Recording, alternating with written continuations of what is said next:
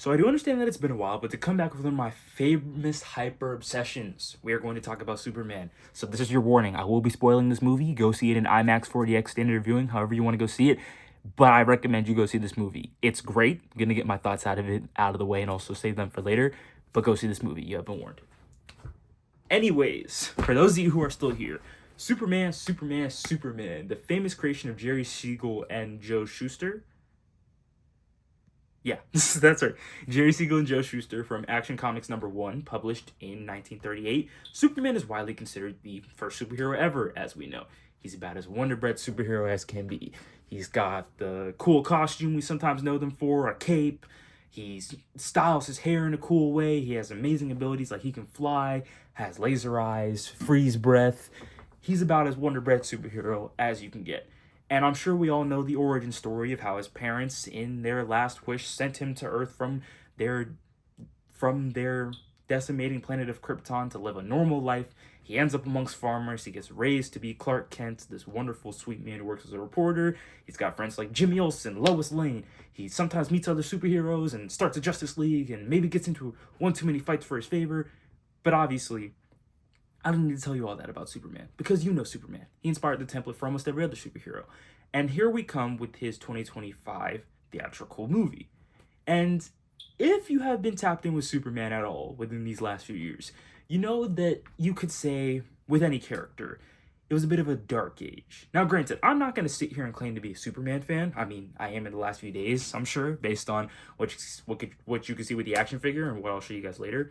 But throughout much of this time, Superman was kind of put in this rut of seen as the dark character, personified as this sort of dark, impeding force of destruction and mayhem and enforcing his will upon the mass universe, or maybe just not acting all too human considering how he was raised. And listen, I'm not going to get into the debates of whether Man of Steel is a good movie or not, but that movie coming out alongside Injustice in the same year definitely set a precedent for how many stories would go on to view Superman, i.e., in a very dark and heavy manner. And that's not to say you can't have superheroes that occasionally take that turn into darker, grittier territories when they have been known to be more lighthearted, but the turn for Superman in particular is that that lighthearted feel was the entire basis of the character, and to have very few adaptations in the coming years really surround themselves around that, with a few exceptions, the mainstream kind of got this idea that Superman was meant to be gritty and dark and encapsulate the hopelessness core of it all. But that is until this movie. Now, this movie had a lot of things riding on it. It had to set a good precedent for Superman as a character. It had to establish a brand new cinematic universe in the DCU, being a soft reboot of the DCU, including Man of Steel and all of the Superman movies of old, which, to save you the trouble of detailing them, were considered quite lackluster. If you've watched Man of Steel, Batman v Superman, Justice League, whatever, I'm not trying to say that those movies had a bad Superman per se, or that Henry Cavill was a bad actor.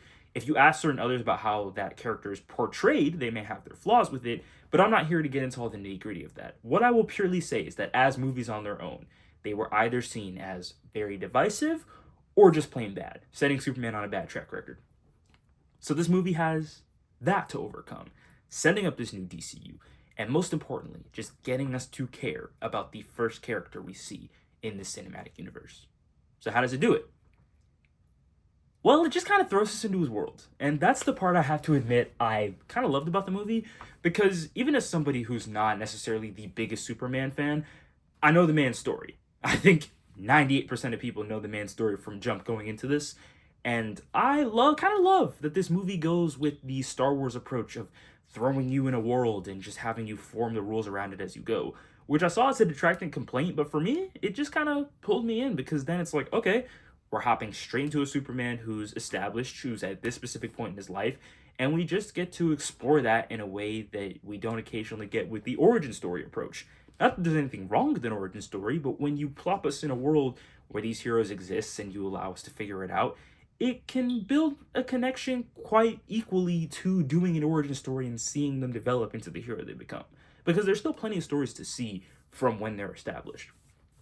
But that point being, seeing Superman in this version is definitely, I'd say, quite a breath of fresh air, because the movie literally starts with him basically having the worst day of his career when you really think about it.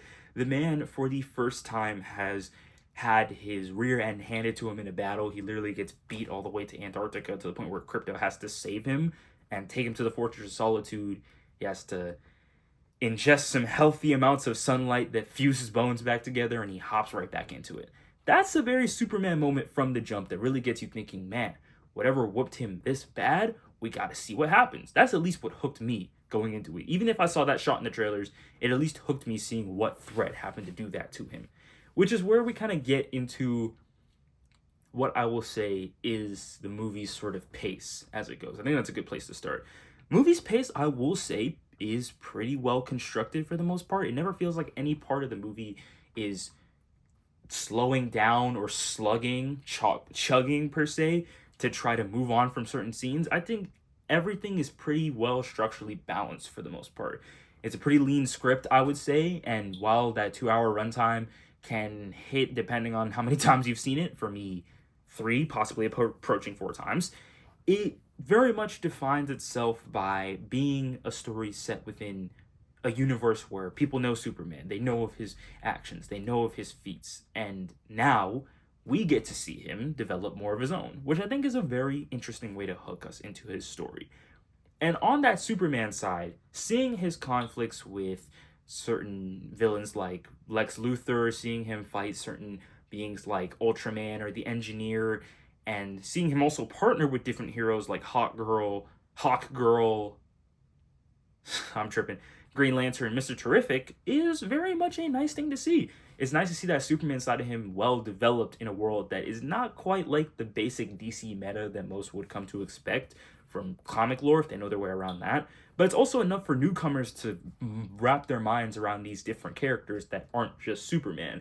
And I know some have an issue with that. It's not entirely about Superman, but I think that adds a bit of variety to it, you know? Hey, Superman is one hero in a massive universe that happens to be inhabited by other heroes, or other metahumans, as they call it in the movie. I think that adds a charm to it, where it's objectively saying, hey, Superman is the title character in this movie and we see him the most, but he's not the only hero in this universe, which I think is a great way to set up a cinematic universe in general.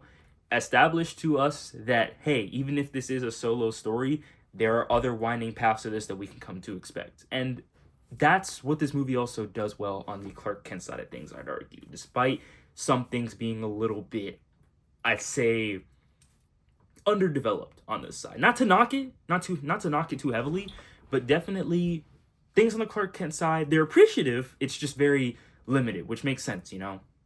It's not Clark Kent the movie. But on that Clark Kent side of things, I think seeing characters like Lois, Jimmy, Kat, Steve, and Perry all faithfully adapted into pretty fun counterparts was great to see. Some of my favorites in the movie were definitely Jimmy and how they retained his apparent somehow 10 out of 10 female attraction factor from the comics, which was pretty funny to see on screen. I think Lois works great as a character. They really utilized her very well, I will say. She was very proactive in a lot of the news cycle stories and a lot of the actual journalism she gets to do.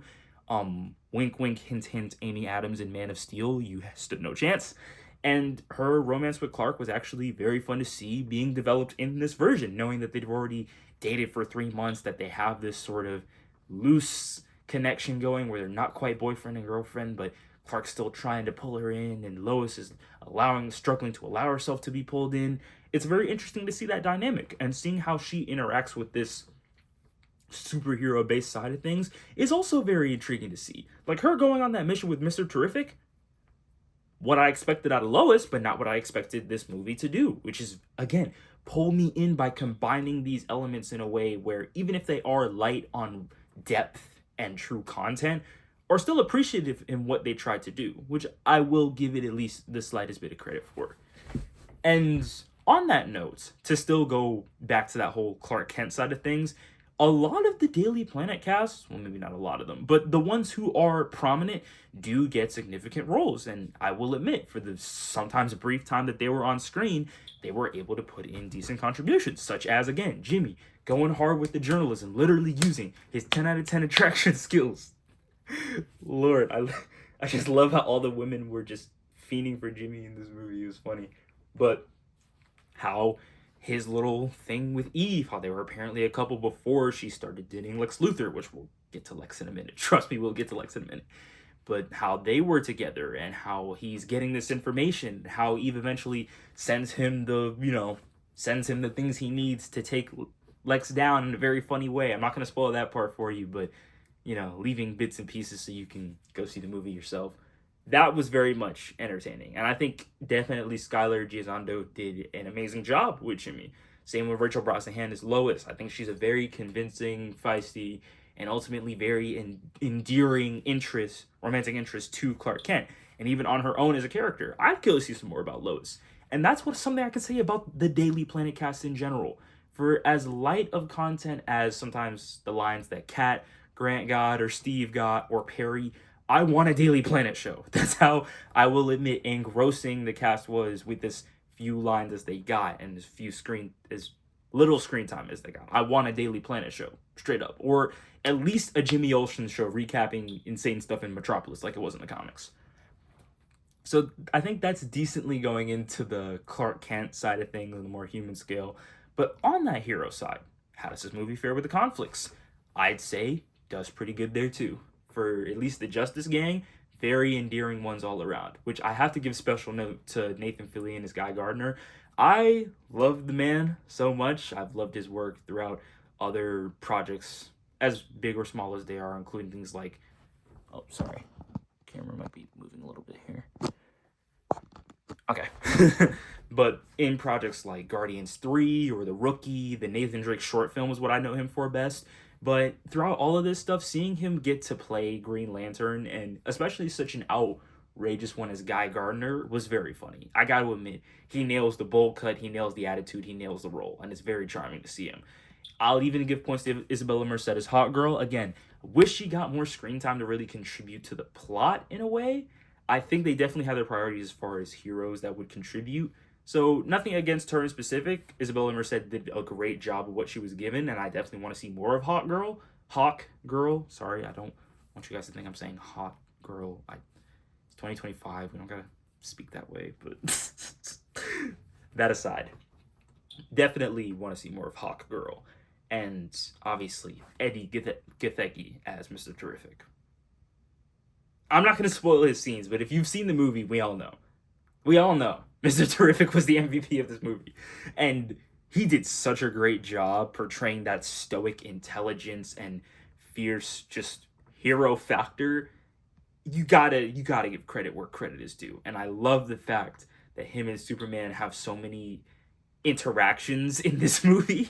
It's just a very unique dynamic where he's just so weirdly stoic, but also emotive towards Clark and kind of the situation that he's pulled into as far as his whole side of superheroing goes. It's very funny to see him. Him with almost any character is a funny time. And the way that when he'll properly emote and accentuate certain lines, it's just hilarious. I'll admit. If not hilarious, it's very intriguing as to what Mr. Terrific is like. Again, I need it.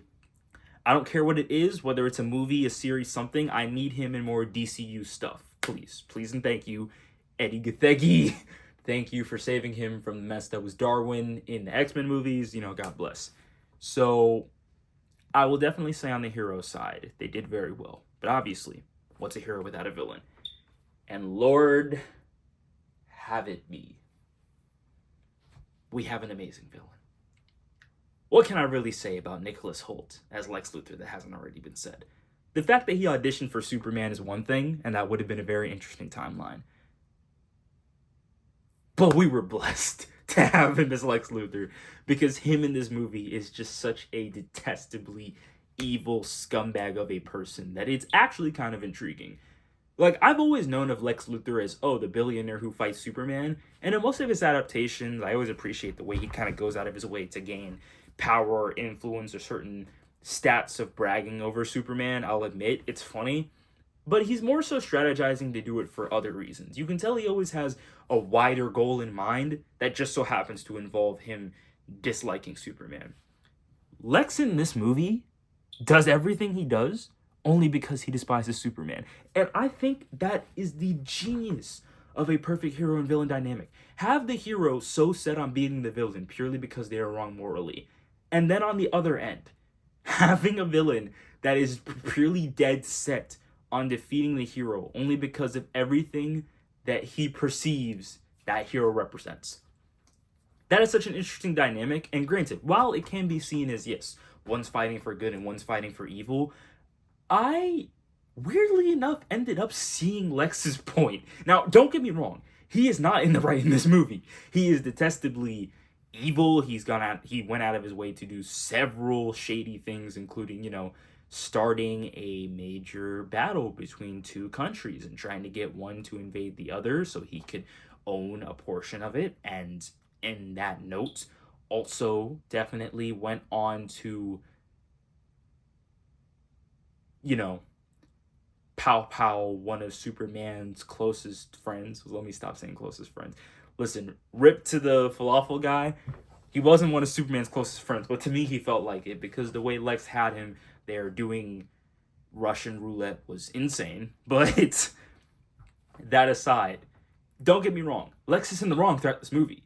But when Superman finally had it all said and done, when Lex's plans had failed and there was nowhere else for him to go, and all you saw was Lex sitting there crying in his pure detestable hate, I sat there like, man, to get me to feel this deeply that a villain lost is to me a sign that you created a really compelling villain, one, and or two, a really detestable one that you kind of just have to say, wow, all that to see the loss was so worth it. And Nicholas Hoult sells this role every step of the way. You can feel his pure disgust, his pure dislike for superhumans, for metahumans, for Superman in particular, and you can sense his hatred off of his performance. Not that he's a hateful person, Nicholas Holt's a sweetheart, but you can sense Lex Luthor's true intent behind everything.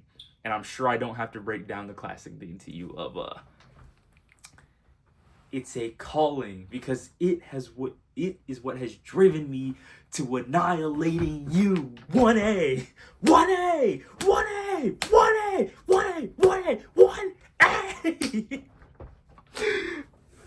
2,500 fight moves and he spammed 1A when he finally has Superman on the ropes. That's pure D1 hating. I think, obviously we can say Kendrick Lamar held 2024's crown.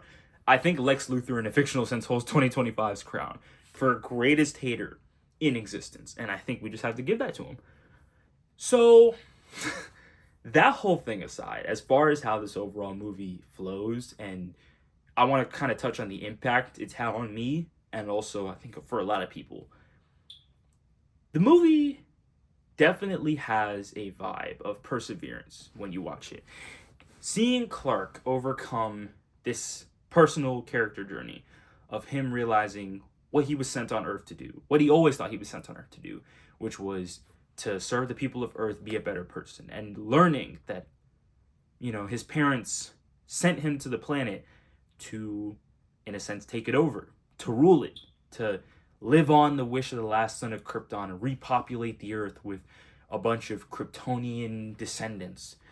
It's very heartbreaking. It kind of mirrors to a lot of what Viltrum was meant to be in Invincible, which is definitely a turn from the comics that I at least appreciate because, maybe having Krypton be an objectively horrible place that sent Clark to do horrible things is a little bit more intriguing of a first conflict because it presents an inner dialogue for him to face. Granted, I kind of wish it was more established throughout more of the narrative.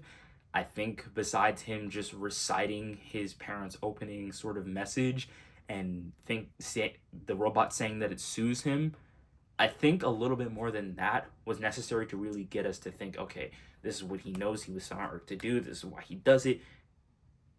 But again, that's me just semi-nitpicking aside. It gets the job done. I do wish we were able to see it more fully developed throughout more of the narrative. But with him going on this journey, and him having to face the fact that that's what he was sent to do by his biological parents, it's reckoning the fact that he was sent on Earth and given parents who raised him to be Clark Kent. which I think is always the key. And I love this distinction about this movie. Kal-El's parents sent him down to lord over as the last son of Krypton. But Clark Kent's parents, Jonathan and Martha, Ma and Pa, raised him to be a good man. One who would eventually become Superman. Because for as much as Clark's abilities and heritage and Fortress of Solitude and cool costumes show us that he's the most powerful metahuman of all, it's really that indomitable will that his parents raised him with as a human first, that has always set Superman apart. But especially, you feel throughout this movie that it is Clark's personal conviction and will and desire to do the right thing that drives his actions, drives his passion, drives his heart throughout this entire movie. And I think that is such a beautiful message to give, that one's own convictions, with the right intentions, with the right passions, with the right amount of love and nurturing and courage, allows somebody to be greater. And I think that movie inspiring this sort of journey for not only Superman as a character, but also for the audience to witness, is just very heartwarming in general. And that shows throughout all of his relationships. For as little as it's hinted at, Clark's friendship with Jimmy, which I'd love to see develop more in future movies, and I wanted to see more of in this movie, even based off one interaction of them meeting. Clark and Lois's relationship, obviously being very tender and loving.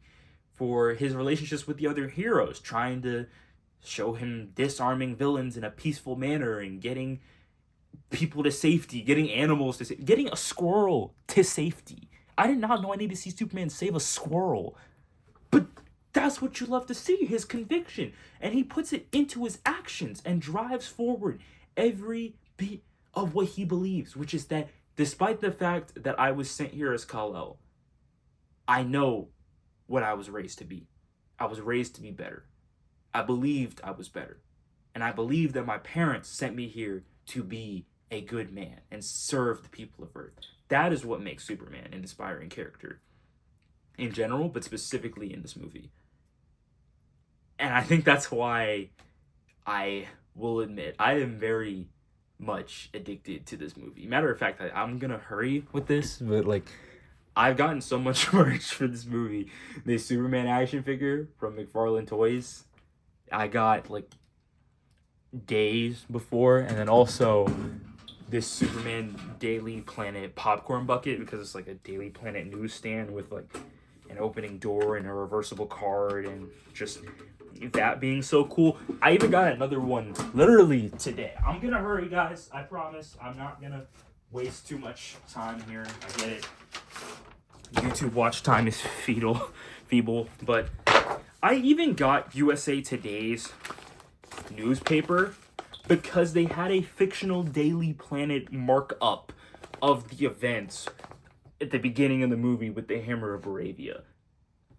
I did not need this, but I wanted it. I wanted to preserve the genius of the marketing and the collectibles of this movie, which are amazing, mind you. But all that being said, Superman is a movie where if you go and see it, which I, again, implore you do, whether it be IMAX, 4DX, standard viewing, go see it with your friends, go see it with your family, go see it with whoever, you will walk out feeling lighter. You'll walk out feeling hopeful. And I think especially in the state of the world that we are right now, a movie like Superman's needed because it reminds you that hope is out there, hope is real.